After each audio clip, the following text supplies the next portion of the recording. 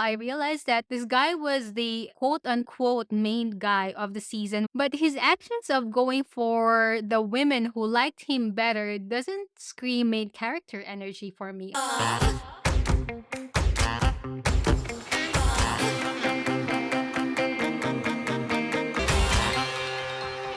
Hey there, Zesties! You're tuning in to the Gleeful Talkshow, where we share zesty stories to cultivate the happiness and hero within and out.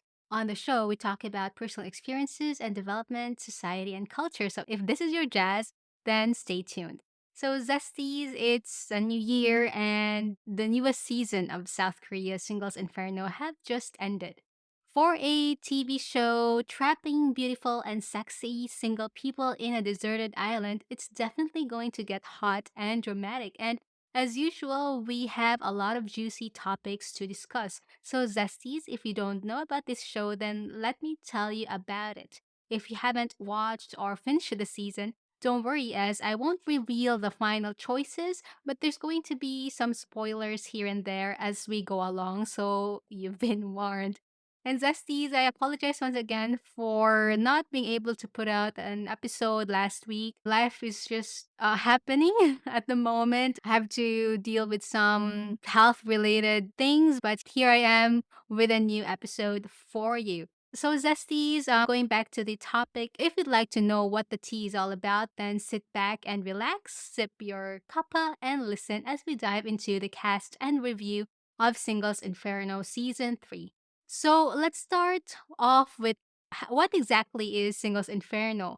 Well, it's South Korea's answer to the West's Love Island and Bachelor in Paradise, but a little tamer. This is where single people are placed in a deserted island where they try to find a match and go to paradise.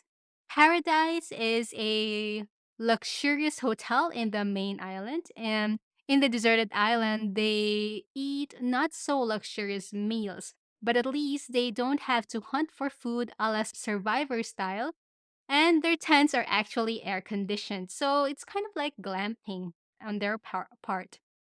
And of course, because this is a deserted island in Korea, we get to see women in heels and their little Chanel flap bags, which I always wonder why they bring those. But yes, they do. In the deserted island, the cast are not allowed to reveal their age and their occupation.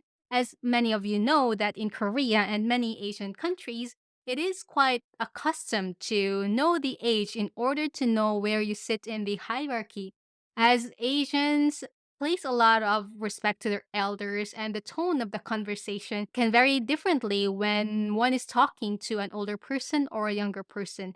And of course, if you know someone's occupation, you immediately form a stereotypical assumption about them. So that is a no no on the island. However, there is a matching process that happens ever so often, or more often even this season actually, wherein if the guy and girl chose each other, they are off to the paradise for a night where they can talk about anything under the moon, eating the most luxurious meals and rolling in the most luxurious beds.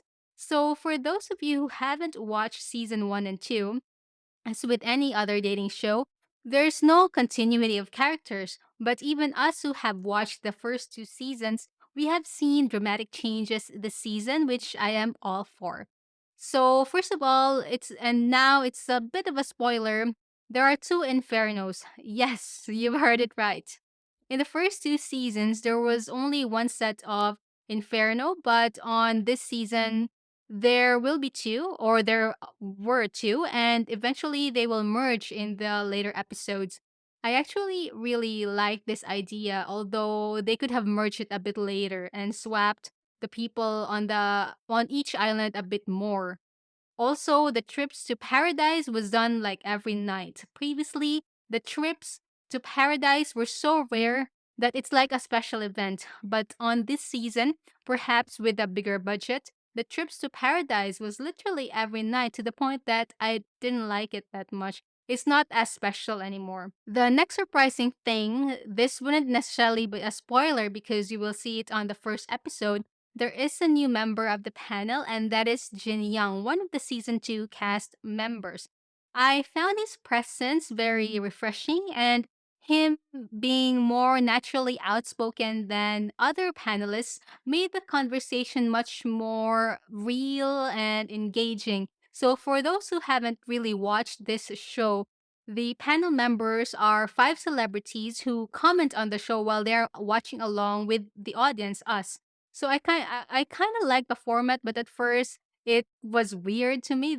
Like that type of format, but eventually I kind of like the gist of it, and seeing the reactions of the panelists kind of like validating your reaction at the same time as well. So it's kind of fun. And at first, with season one, with the panelists, they were still finding their feet, and they can't really comment as harshly or as realistically than how they did on this season. And a contributor of that could either be the new panel member or also the experience of the panelists during the last two seasons. So, Zesties, let's move on to the cast. I will not mention which Inferno they will be so that at least, still have room for excitement if you haven't watched it. So let's start with Kim Yuri. This so think of this lady as kind of the cold, unfazed it girl. At least that's what she tried to portray herself to be. If you've watched season one of Singles Inferno, you might think that her aura feels familiar. And a lot of people have pointed this out too. People are alleging that she is copying Song Jia, the it girl of season one, and one of the most memorable cast members who had a big controversy back then. Unfortunately for Gyuri, right now, whether she's copying Jia or not, her tactics didn't seem to resonate with the audience and the men on the island. A lot of people also pointed out that she wore one or two exactly same pieces that Gia wore on the show.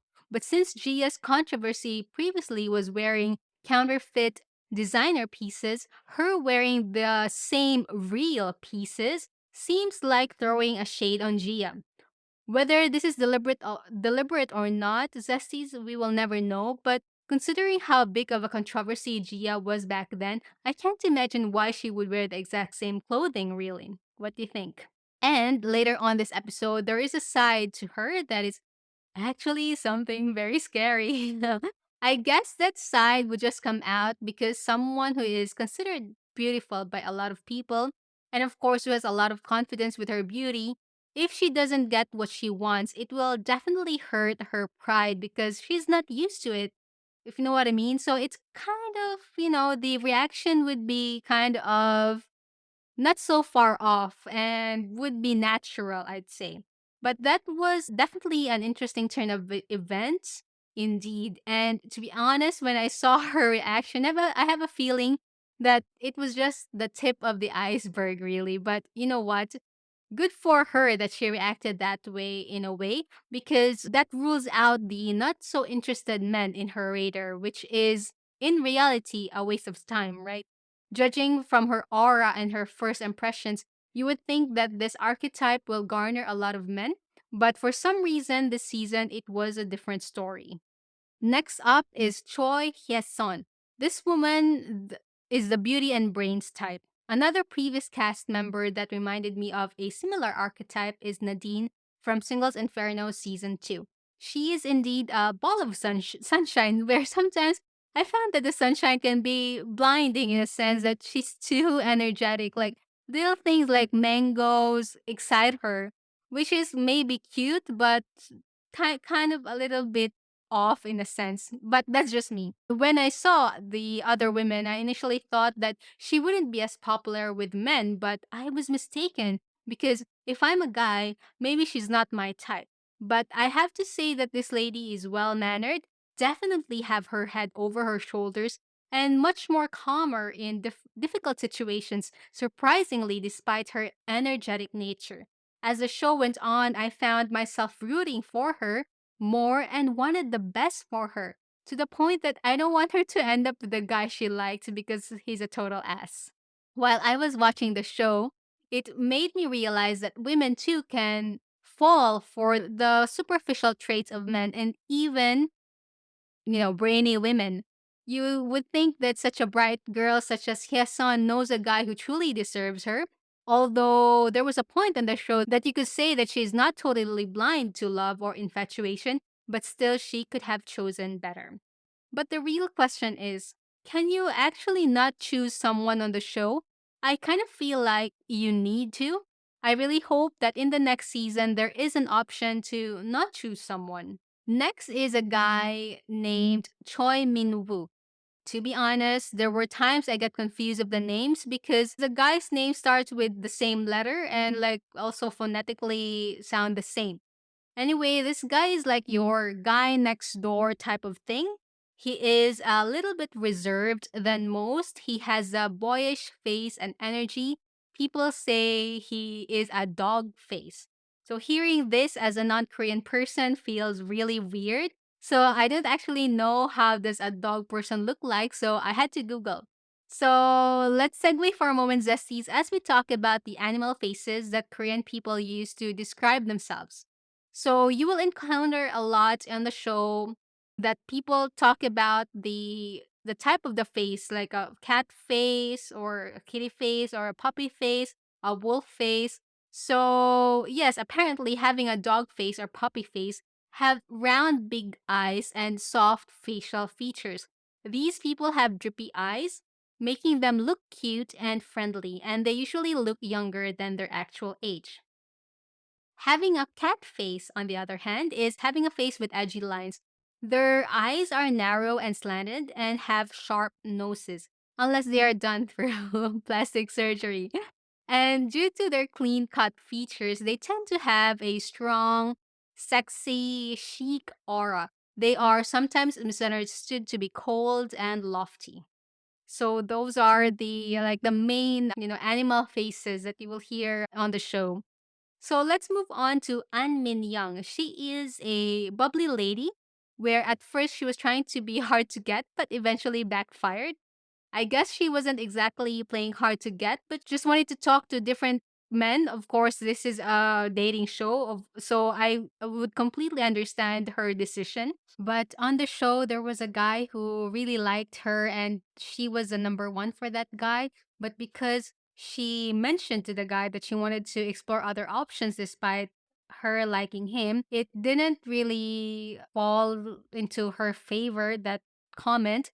However, it was kind of cute seeing her try to win the guy back eventually in the later episodes. They look like a couple who had a little fight and have to get back together, something like that. So that was kind of cute on her part, seeing her on behaving like that.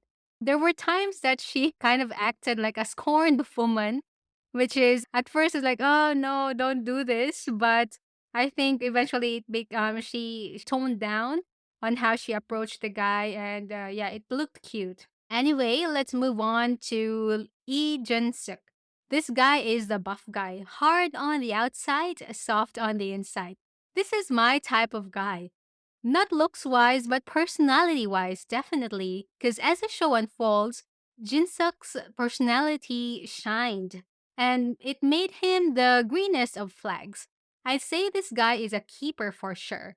I would have wanted to see him pursue another girl, but it got nipped on the bud, which was quite unfortunate.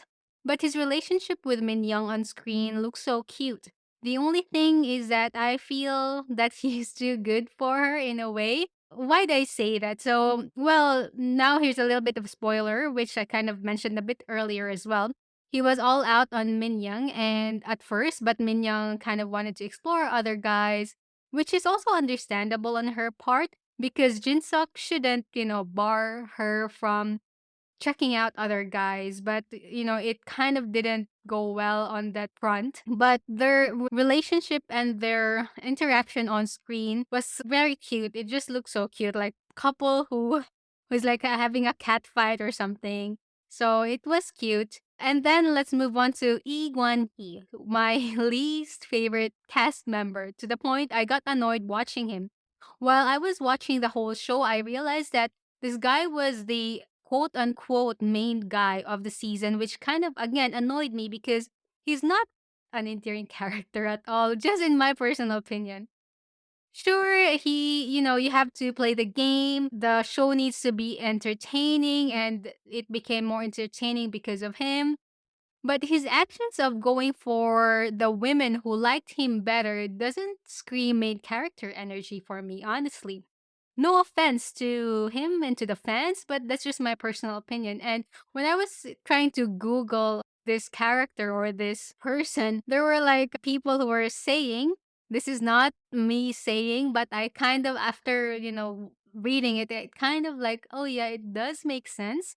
So some people online were saying that he is like a narcissistic because he always asks the girl like, "Oh, who do you like more?" or "Do you like me more?" or and he wants the girl to make the first move to him. I mean, it's so and he goes to the girl who likes him better or who can show more affection towards him. It's not so manly, I would say. Although I know that manliness is not defined that way, but just not my kind of man, I guess. And maybe also other women wouldn't like it. I don't know because it was really it was so off. Like I was so put off by how he wants to be validated all the time. He wants the women to pursue him. And this is actually the first cast member for the 3 seasons, guy cast member who is not the one pursuing women, but he is the one being pursued by women. And he wants the women to pursue him. So it's kind of like not really pleasing to see on the show, and I didn't like the fact that the show became his show, and other people didn't have screen time because every time he goes to paradise, which is like almost every night or every night maybe, it's always his side being shown and not the people outside of the paradise. So it was really, really annoying. It became like a one he show, which is not really good. And I did see some YouTube videos that mentioned that he tried to get into season 2 and but the director put him on season 3, and maybe that was a consolation that he was put to season 3, that it will be his kind of like his show. And he's a quote unquote famous basketball player in Korea, a professional basketball player. So I guess a lot of people know him, so that's why the director wanted more views of the show, maybe. And then that's why they kind of like made him as the main character of the show, which is, again, it wasn't actually, this ruined it for me watching it. And in the end, I just, wanted it to be over because he kept on like pursuing this girl and then pursuing that. I mean, not even pursuing, but just asking the girl, waiting for the best girl who had the best affection for him, which is really, really weird. And it gives off a lot of insecurity and narcissistic vibes to me. I'm not saying that he's a narcissist, like the clinically defined narcissist, but it's just the attitude. It just really feels off. I can't even. And even the panelists were all also kind of like commented something a bit out of the ordinary in a sense that not so pleasing. But I noticed that when they were kind of like bad mouthing him, which is well deserved anyway. The next episode, I had a feeling that the director told them that to not attack that guy too much because he's a professional basketball player and have a lot of fans. But really, like, it's just the guy is just really, no, it's right. I don't know why they put him on, but I guess, although I know why they put him on, because he made the show quote unquote entertaining and annoying to watch, which is what the gets you the views, right? So yeah, it was really this character, I'd say, or cast member, is my least favorite cast member. So let's move on to the men cast member who has the least amount of screen time. This is Son Won Ik and Yoon Ha Bin. So Son Won Ik he said that he has a boyish charm. I feel that his charm really didn't translate on screen. I guess he was like a bit shy and awkward, which sometimes can be cute, but I think it just didn't translate that well on screen. However, he does have a YouTube channel, and I did see him having some episode with one of the cast members as well, and he was fine. So I guess maybe in the Inferno, speaking with other people and even being on the dating show itself gives you the jitters, right? So I kind of understand why. Although all of these contestants, when they get interviewed and get introduced, they have all the confidence in the world, and it just falls over in real life. So, but yeah, I think he's kind of okay guy, and again, he has less screen time than the one he and especially Yoon Habin, which is the indie actor. And Yoon Habin, you would thought that he's a mysterious guy because he doesn't have screen time that much, but every time he has a screen time, also, it's just the charm doesn't translate well on screen. And he has some weird comments about things. That's why it's just maybe not also good to show on screen. And what the part that I didn't like about Yoon Habin was he was telling one of the cast members, the girls, that he wanted to go to paradise with her because he was the only guy at the latter part of the episodes who hasn't been to Inferno. And I feel like he just told this girl that he has a crush on her and I want to talk to you more in paradise. He just talked about like that so that the girl will choose him and then he will choose her and then they get matched and go to paradise. Because what happened was they went to paradise and he said that, oh, I don't have anything to say. I mean, what the? So it was like, it was like really, and this guy's an indie actor. I don't think he will get a lot of offers anytime soon. But yeah, I was really put off by that. And now let's move on to Yoon Ha Jong. She's a woman, office worker at a medical clothing company. She is also an aspiring actress and model, signed under Leaders Entertainment, and was a runner up in Miss Chunyang 2021. So it looks like the Singles Inferno producers always just go to beauty pageants to get their contestants. It's really odd. Like, isn't there any way that where else that they can get, pretty and beautiful women, sexy women?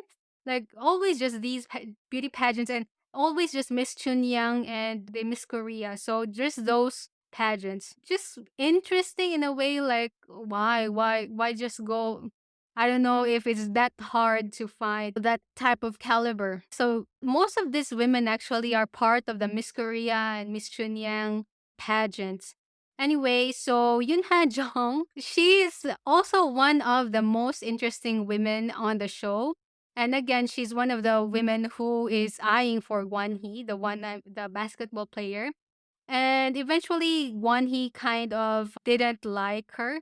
And I feel like the reason why Guan Hee didn't like her is she was calling him out. There was an episode that she called him out, which is good on her, really. Like I applaud her for that because the guy was such an ass, really.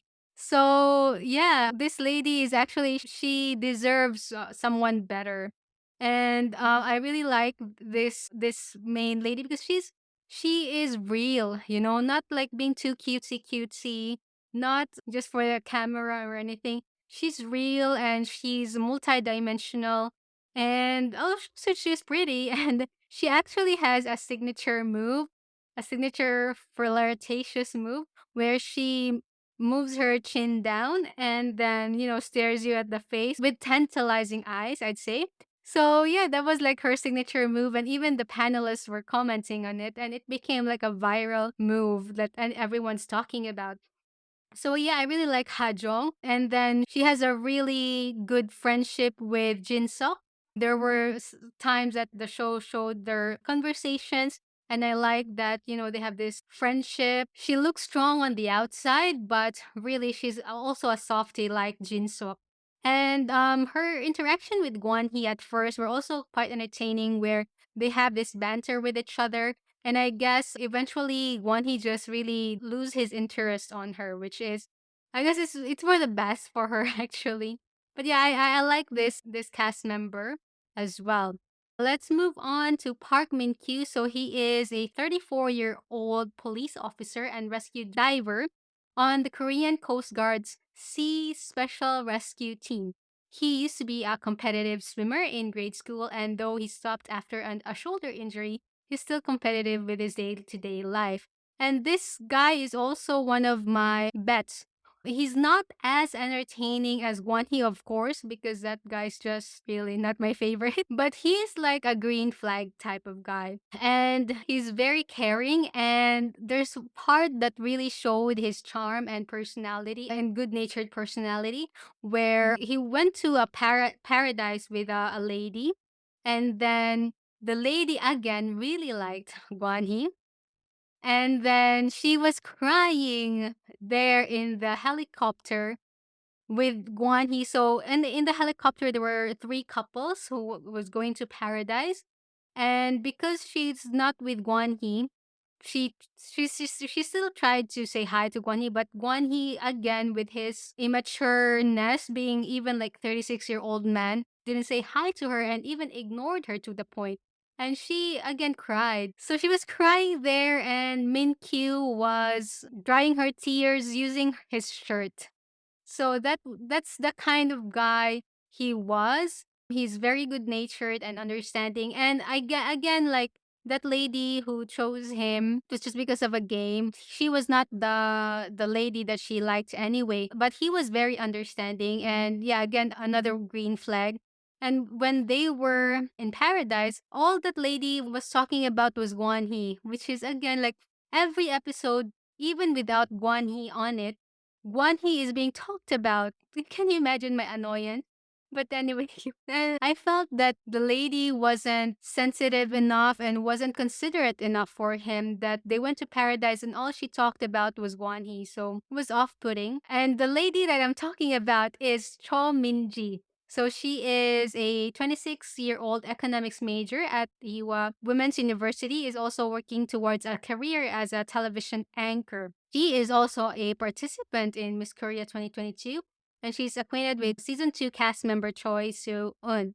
So, yeah, this was the lady who came into the show midway, which is a similar type how season 2 cast member and now panelist Jin Young entered the show. So, one of the most interesting characters, they put them on the middle of the show. They let them enter at the middle of the show to disrupt the status quo, and that is Cho Min-ji. And of course, at first, she really liked Jin Sok, which I was like, oh, was kind of rooting for him because, of course, she was shut down a little bit by Min Young. And then, well, the Jin Sok was talking about Won Hee again on an episode. Can you believe that? So eventually, she made her eyes to Won Hee, which is again another Guan Hee. Even though Guan Hee wasn't there, he was again the talk of the town. And so eventually she was the most pursuant of Guan Hee actually. And this is a funny thing because when they went to paradise with Guan Hee, she wore a very sexy nightgown. Like, like a backless nightgown, lilac nightgown. And, they were very flirtatious with Guan Hee. But then you can see the difference when she was in paradise with Min Kyu, where she was crying in the helicopter and Min Kyu was let her use his t-shirt. In paradise with Min Kyu, she wore pajamas and an oversized t-shirt. That's the big of a difference there. And yeah, she's kind of a little bratty in a sense there, that when she doesn't get her way, she kind of cries. There was a game that she wanted to really win because all the women on the top three women playing in that game was all rooting also for Guan Hee, and she really wants to win. But then she didn't win. She just came in third place, or I don't know, second place or something. And then that's why she was only able to take Min Kyu because of that. And after the game, like she cried, and I guess like okay, I guess she was frustrated. But there were several times she cried as well when she didn't get what she wanted. So that was a bit also like a bit of a bratty attitude in my opinion. But yeah, I'd say she is the summation of the women there, actually. She seems bright because she's like, apparently, this university for women is also like for bright people. And she's also sexy and beautiful. So she's like the summation of all the women there. And she was really eyeing on Guan Hee, and despite the 10-year difference. So it was just odd. Anyway, age doesn't matter. So it wasn't really that part that really sets me off, but it's just Guan Hee's immaturity anyway. So yes, that was Cho Min-ji, and last but not the least, we have Yu Si-eun. Yeah, she's a freelance model in the wedding, fashion, and beauty industry. And she's also an influencer and media personality who was the first runner up for Miss Korea 2022. So, Sian, she looks like Jennie from Blackpink. That's the most comparable celebrity face to her. So, to me, yeah, she has a very cute face. And I would have expected that a lot of guys would go for her, but actually not really that much. And she was also like a one woman man, which is also endearing to see because Yuri and her liked the same guy, and Yuri was just really scary. So yeah, she's quite endearing character and quite introvert. So her charm, in a sense, was just through her beautiful face and not much personality, I'd say, that really came through. However, there's a particular trait of her that I really liked where she was believing and she was trusting to the guy, like kind of like believe that the guy will pull through and will choose her, something like that. So that was quite endearing to see for UCN. So yes, Zesty. So those are the cast members and my opinions about each cast member. For those who are fans of the cast members that I wasn't a fan of, I hope you are not offended. And of course, this is just my personal opinion, right? We have different opinions and different eyes on how we see the character. And how about you? Who is your favorite and least favorite character? Let me know in the comments. And what do you think of the show? For me, the show this season, although it was quite better in a sense of experience from the producers and the panelists from the last two seasons, in terms like they've learned a lot from the last two seasons and made it for the better. However, I didn't like the editing at all, in a sense that they just talk about Guanhee, always just Guanhee, and other people don't have enough screen time. I'm sure there are other interesting things that happen, but because they deemed that Guanhee's scenes are much better entertaining, it became a Guanhee show, which I didn't like. So I actually like this season the least. How about you, Zesties? Please let me know in the comments down below. And again, Zesties, thank you so much for listening to the show. If you like the show, the best thing you can do is share to your friends, family, and everyone you know or on social media. That would be a very great help. And if you'd like to give feedback, please do send to gleefultalkshow@gmail.com or write in the ratings and comment on your favorite podcast platform. And if you would like to support the show even more, you're welcome to give me a cup of coffee or two. Please head down to the episode notes to find out how. And many thanks again for our patron, Jem. Thank you so much for keeping me caffeinated this month. And Zesties, I'll see you next time.